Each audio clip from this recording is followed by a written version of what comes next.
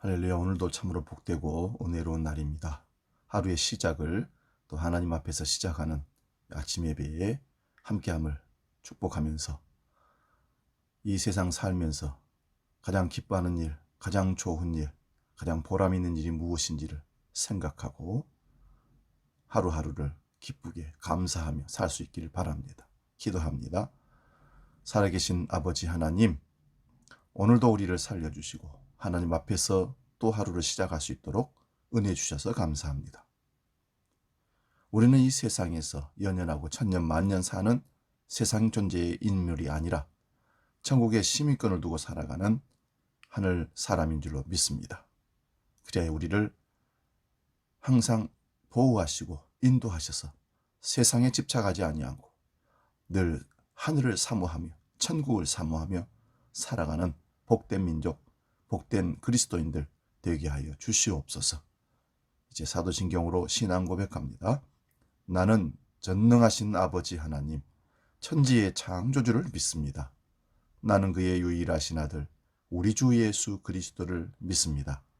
그는 성령으로 잉태되어 동정녀 마리아에게서 나시고 본디오 빌라도에게 고난을 받아 십자가에 못 박혀 죽으시고 장사된 지 사흘 만에 죽은 자 가운데서 다시 살아나셨으며 하늘에 오르시어 전능하신 아버지 하나님 우편에 앉아 계시다가 거기로부터 살아있는 자와 죽은 자를 심판하러 오십니다.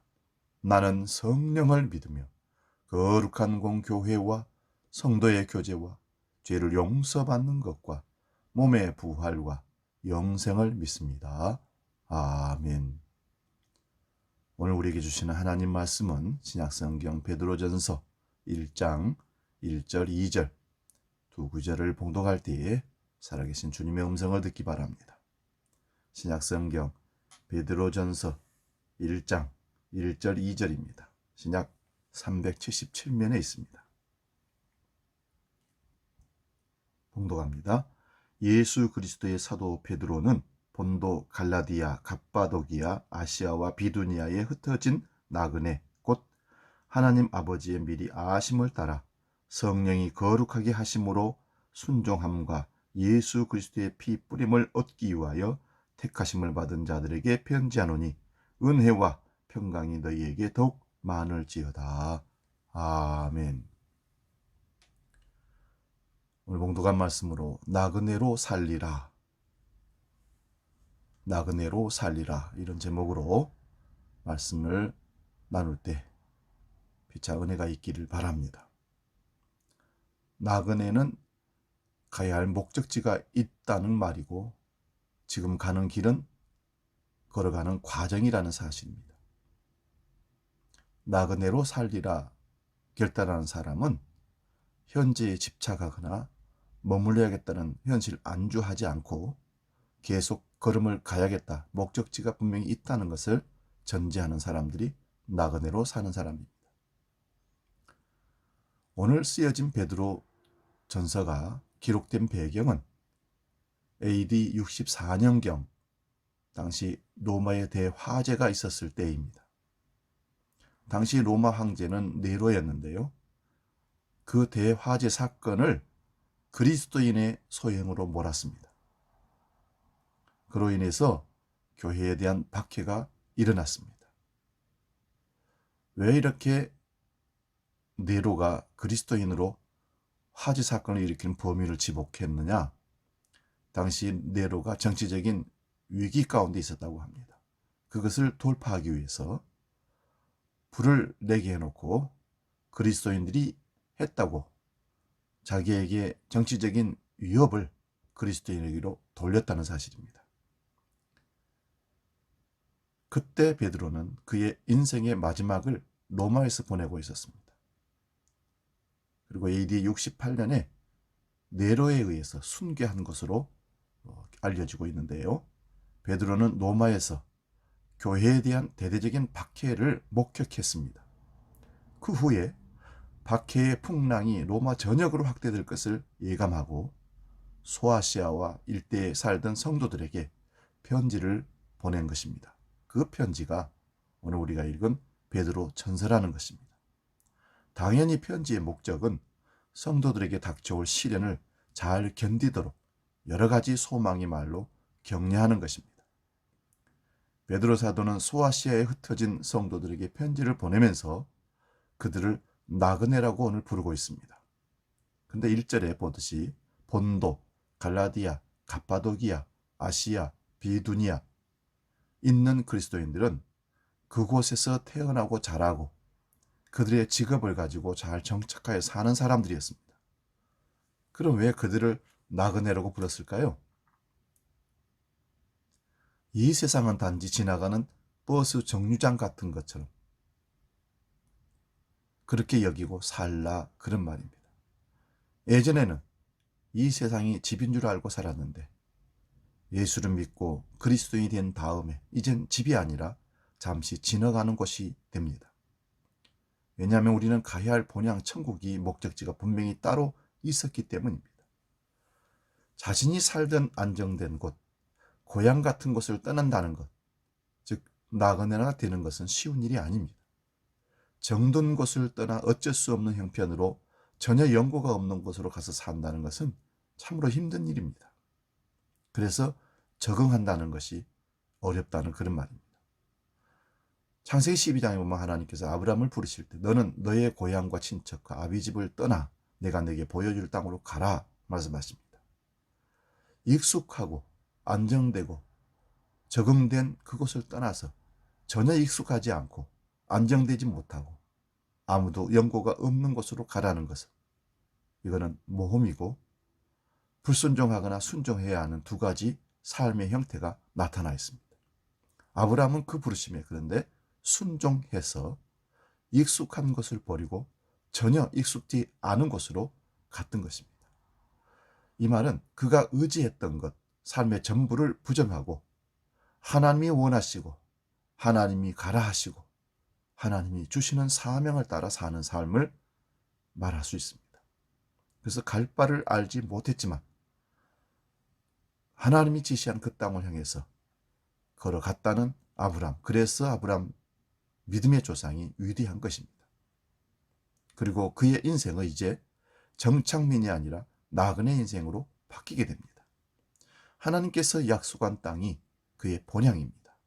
그가 가야 할 고향이 바로 그곳입니다. 하나님의 약속의 땅을 향해 가다 보니 그는 자연스럽게 이 세상에서는 나그네가 되고 맙니다. 그것을 하나님을 알게 되면서 눈이 열려서 자기 인생이 나그네인 것을 알게 된 것입니다. 그리고 천국을 볼 수 있는 영적인 안목을 드디어 가지게 됩니다. 세상 사람들이 보지 못하는 것을 보게 되니 좀 특별해집니다.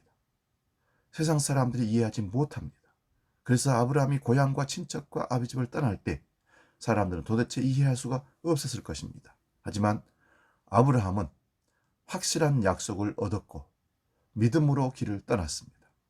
확실한 천국의 소망을 더욱 선명히 볼 수 있는 저와 여러분 되시기를 축원드립니다. 예수님을 믿는 순간 우리는 나그네가 됩니다. 그 말은 세상 것에 집착하지 않겠다라는 것입니다. 왜냐하면 세상 것을 집착하고 더 많이 가지는 순간 나그네는 길을 갈 수가 없습니다.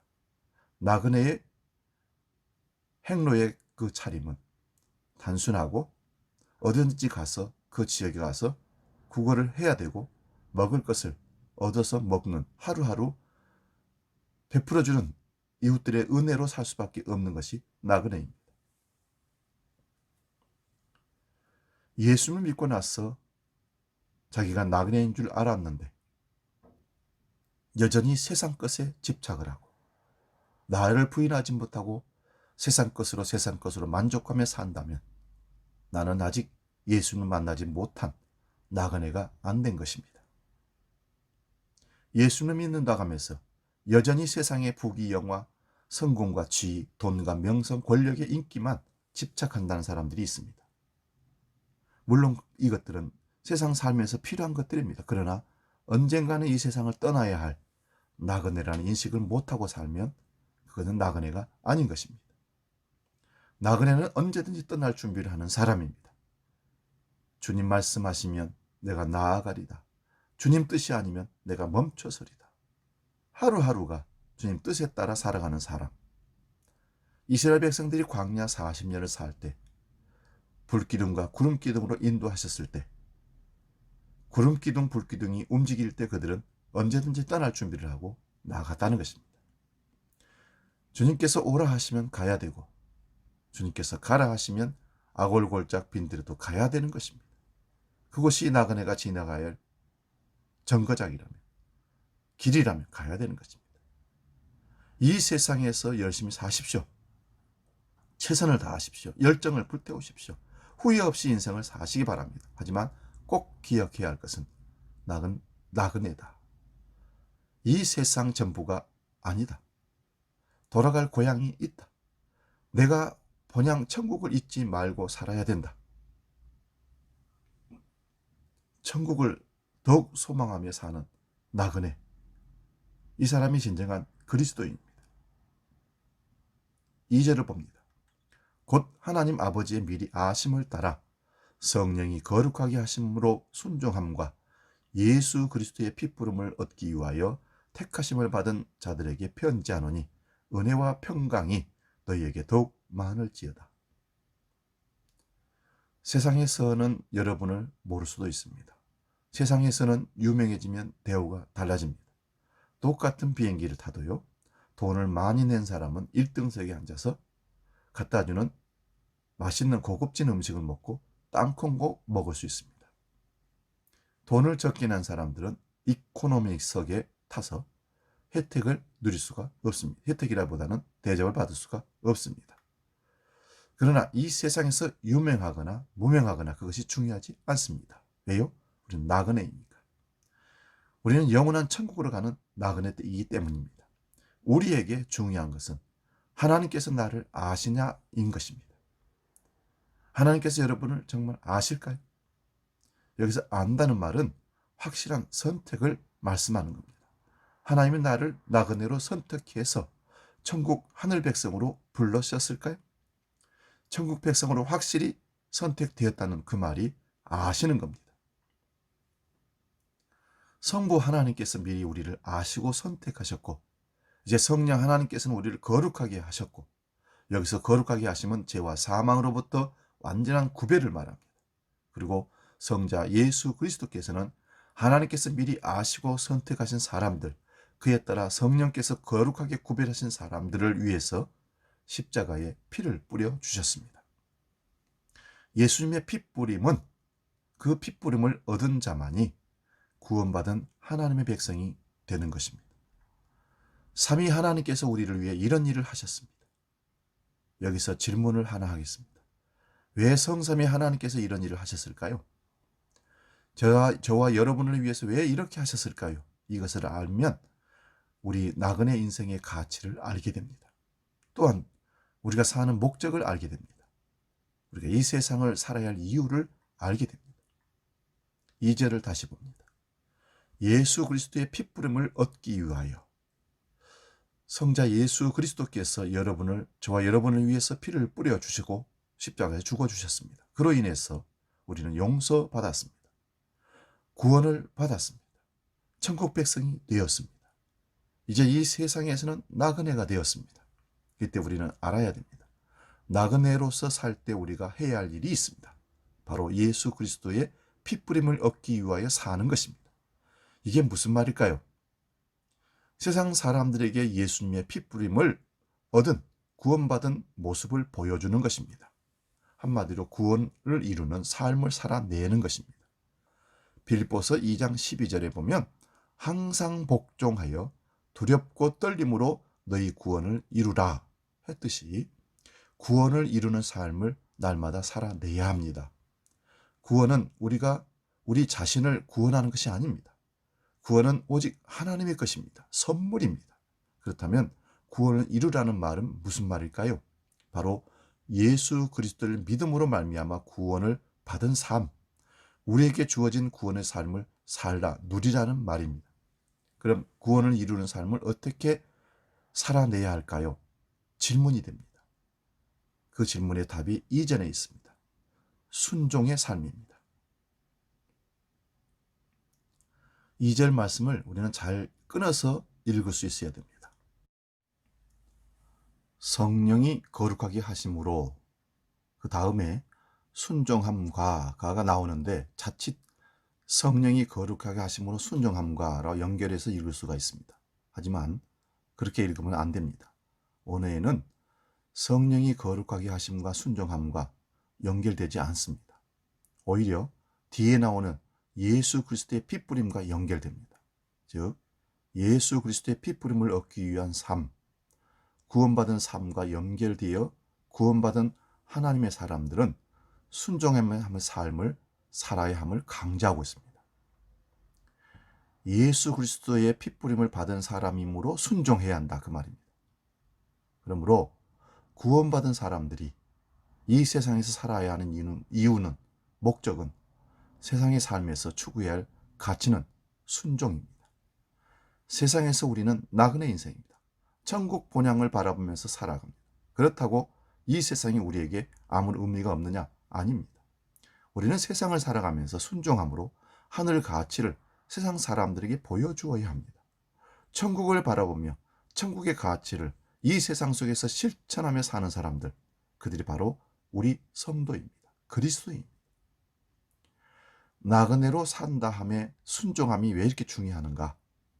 가는 곳마다, 지나는 곳마다 우리의 관심과 우리의 집착이 혹시 나그네 길을 거부하고 거기에 정착해 버릴 수도 있다는 것입니다. 그러므로 매일매일의 삶에서 우리가 확인해야 할 것은 난 나그네이다. 나그네는 갈 길이, 목적지가 따로 있다.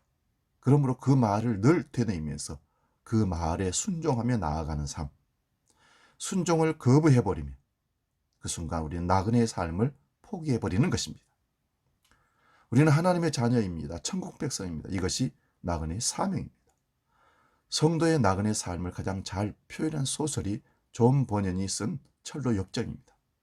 우리 그리스도인은 철로 역정의 길을 잘 보면서 이 세상에 사는 것이 전부가 아니라 그저 지나가는 과정인 것을 꼭 알고 천성, 본향을 향해서 가는 길에 멈춰 거기서 좌우나 우우나 치우치지 말기를 주의 이름으로 축원드립니다.